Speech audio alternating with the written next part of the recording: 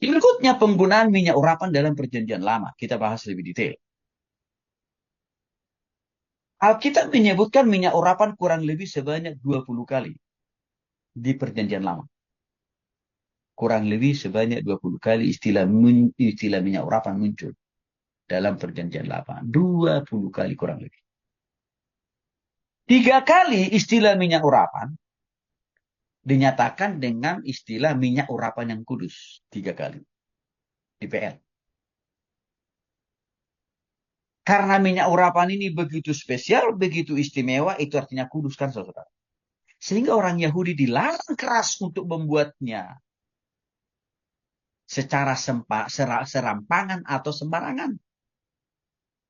Dan dilarang keras mencari bahan baku di luar daripada ketentuan yang sudah Tuhan jelaskan di awal tadi. Termasuk orang yang mencampurkannya pun dilarang keras, nggak boleh orang sembarangan. Maka sama, minyak urapan itu juga nggak boleh dioleskan ke sembarangan badan orang. Walaupun dia orang Kristen. Kecuali kepada imam. Yaitu tadi hamba Tuhan, pendeta atau pastor. Karena untuk itu kok gunanya itu. Di samping itu tadi untuk menguruskan peralatan-peralatan.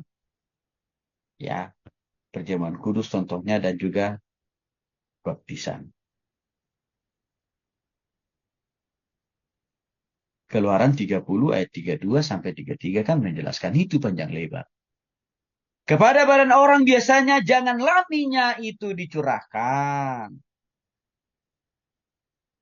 Dan jangan kau buat minyak yang semacam itu dengan memakai campuran itu juga. Artinya apa? Jangan ambil bahan yang berbeda dari apa yang sudah Tuhan tentukan. Kan kira-kira begitu.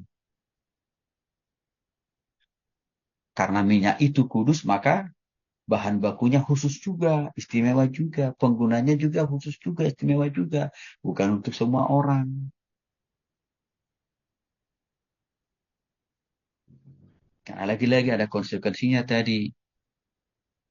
Dilenyapkan dari antara bangsanya. Atau dihukum oleh musuh. Nah, perjanjian lama menggunakan 2 kata Ibrani untuk menjelaskan istilah minyak urapan. Yaitu yang pertama, semen. Yang diterjemahkan dari kata minyak. Menjadi kata minyak artinya. Dan yang kedua, kata kedua adalah hamiskah. Atau disingkat dengan istilah miskah. Yang diterjemahkan menjadi kata urapan. Maka kalau kita gabung, jadilah menjadi minyak urapan. Nama lengkapnya. Jadi kata misya berasal dari kata masya yang artinya mengoles, melumuri, atau menggosok dengan minyak atau sesuatu yang terbuat dari minyak. Jadi cara penggunaan minyak urapan itu misalkan kepada Harun dan anak-anaknya sebagai imam atau kepada para hamba Tuhan itu bisa dengan cara mengoles atau melumuri dari atas kepala sampai ke bawah. Kan gitu. Nah, kalau untuk yang peralatan-peralatan perjamuan baptisan tadi saya kira bisa juga memakai dengan cara mengoles atau melumuri. Ya, karena ya, supaya kudus dan suci kan peralatan-peralatan ibadah itu sendiri.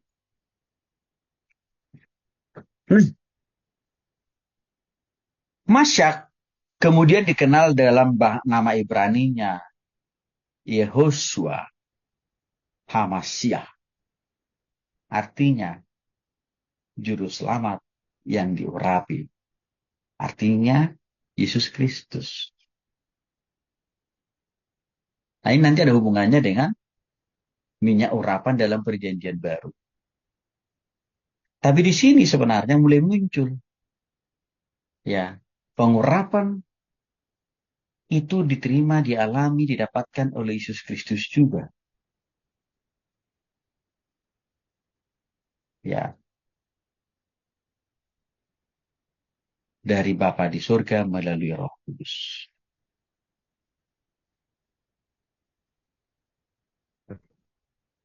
Yang keempat, tujuan penggunaan minyak urapan di PL juga sekali lagi pengurapan untuk benda-benda tertentu dan juga untuk manusia karena memiliki jabatan-jabatan khusus atau jabatan-jabatan istimewa. Mari kita lihat. Tujuan pengurapan khususnya untuk benda, untuk menyucikan atau penghususan bagi Allah supaya benda itu berkenan, diberkati, diurapi, atau dipakai oleh Allah untuk kemuliaannya. Contoh, tugu peringatan waktu Yakub bertemu dalam mimpi bersama dengan Tuhan. Di Kejadian pasal 28 ayat 10 sampai 18. Silakan saudara baca nanti ayatnya ya. Tugu itu juga diurapi dengan minyak urapan. Mengapa? Karena tugu itu sebagai momentum atau pengingat bagi bangsa Israel, ya, bahwa Yakub pernah bertemu dengan Tuhan melalui mimpi di tempat itu.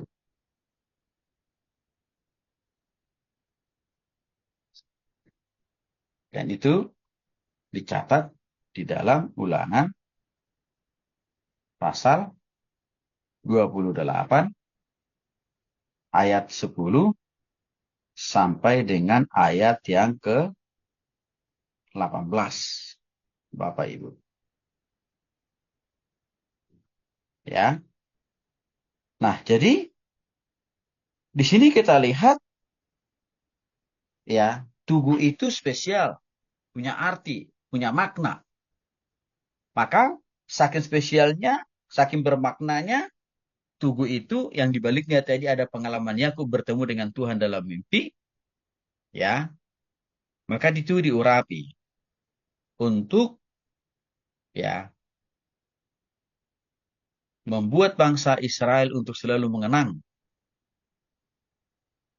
ya apa yang dialami oleh nenek moyang mereka sendiri. Yang kedua, tabut dan perkakasnya.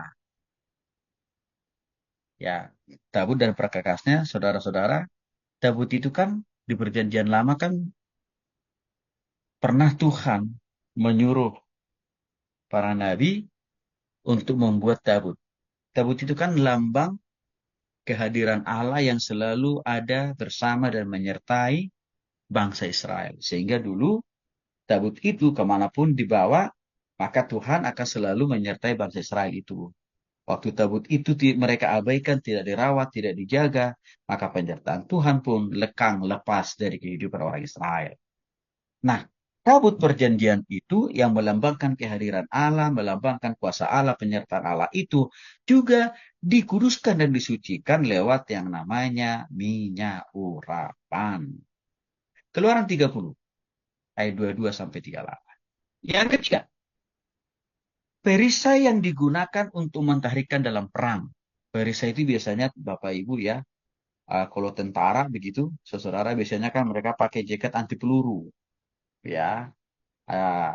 Kalau di zaman-zaman dulu itu mereka dikasih helm itu terbuat dari bahan baja gitu ya. Nah, peralatan-peralatan perisai seperti itu, perisai itu pengaman maksudnya ya, pengaman badan, pelindung badan, pelindung kepala, tangan dan kaki kan gitu ya. Kalau zaman-zaman dulu kan itu komplit. Itu juga harus dikuduskan, disucikan lewat namanya minyak urapan. Ya, dicatat dalam 2 Samuel 1 ayat 21. Termasuk juga sebenarnya pengurapan mesbah.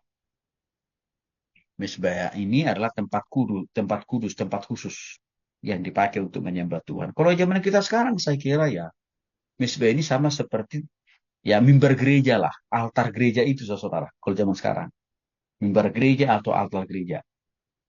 Ya itu harus dikuduskan juga dengan namanya minyak urapan. Nah itu ya tujuan benda diurapi. Nah yang berikutnya Allah juga mengurapi hambanya dengan Roh Kudus untuk tugas pelayanan. Nah ini kita lihat penggunaan minyak urapan untuk manusia. Contoh pengurapan atas orang yang berlaku bagi raja. Misalkan dalam 1 Samuel 16 ayat 12 sampai 13 dan 2 Samuel 2 ayat 4, Samuel mengurapi Daud. Pakai apa? Minyak urapan. Buat apa Daud diurapi pakai minyak urapan? Supaya Tuhan menguduskan, menyucikan, bahkan memakai dia dengan luar biasa. Dan memang terbukti waktu Daud masih tegak lurus dengan Tuhan, berkat Tuhan kepada Daud luar biasa. Yang kedua dalam 1 Samuel 10 ayat 1, Samuel mengurapi Raja Saul untuk menjadi Raja Israel. Pakai minyak urapan juga. Termasuk juga yang ketiga, Yehu, cucu Nimsi, diurapi menjadi Raja atas Israel. Pakai minyak urapan juga. 1 Raja-Raja 19 ayat yang ke-16. Nah ini contoh pengurapan di perjanjian lama yang ditujukan kepada manusia karena jabatan khusus tadi, ya, yaitu raja. Ya. Nah, di samping itu ada pengurapan lagi untuk para imam besar atau hamba-hamba Tuhan atau nabi-nabi. Misalkan Harun dan anak-anaknya mau sebagai imam atau hamba Tuhan atau pendeta lah kira-kira zaman sekarang. Diurapi juga pakai minyak urapan di dalam Keluaran 28 ayat 41. Ya. Dalam konteks ini karena imam, ya Harun dan anaknya itu kan menjadi hamba Tuhan, jadi pelayan Tuhan. Maka mereka perlu dikuduskan, disucikan, dikhususkan. Supaya mereka layak di hadapan Tuhan. Dan juga supaya mereka mudah diurapi dan diberkati Tuhan menjadi saluran berkat. Itu kira-kira maksud dan tujuannya. Yang berikutnya, pengurapan itu juga dilakukan terhadap para nabi.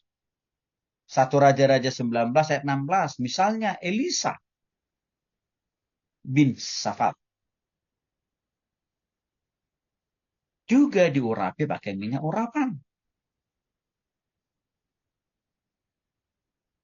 Untuk menjadi penyambung lidah Tuhan. Atau untuk menjadi nabi. Motivasinya tujuannya apa? Supaya Elisa clear and clean. Kudus dan suci di hadapan Tuhan. Maka dengan demikian Tuhan pun berkenan memakai memberkati dia. Untuk menyuarakan ya, misi Tuhan, kehendak Tuhan. Kepada umat pada zaman itu. Nah, jadi kalau di sini katanya saudara, makin spesifik, makin detail penggunaan dari minyak urapan itu. Tidak ada sedikit pun disinggung ya penggunaan minyak urapan seperti yang kita lihat hari-hari ini. Kepada semua orang, semua jemaat. Nggak ada disinggung. Itu dalam kitab perjanjian lama khususnya ya. Peralatan-peralatan tadi.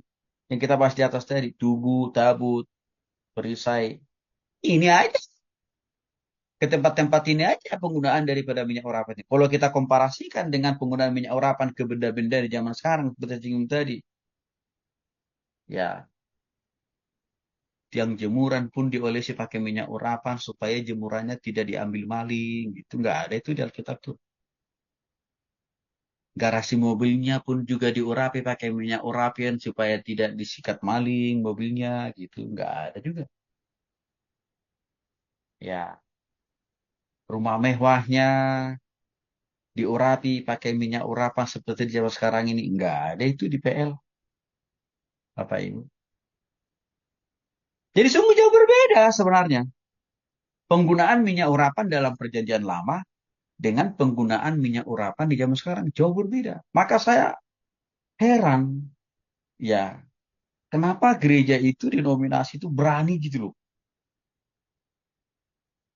Memproklamirkan, mempromosikan, dan banyak orang yang berbondong-bondong mencari, bahkan memburu, bahkan mereka jual pun semahal apapun, dibeli, saudara. Nah, sini kita makin mulai melihat, ya, perbedaan-perbedaan yang sangat begitu signifikan itu. Penggunaan minyak urapan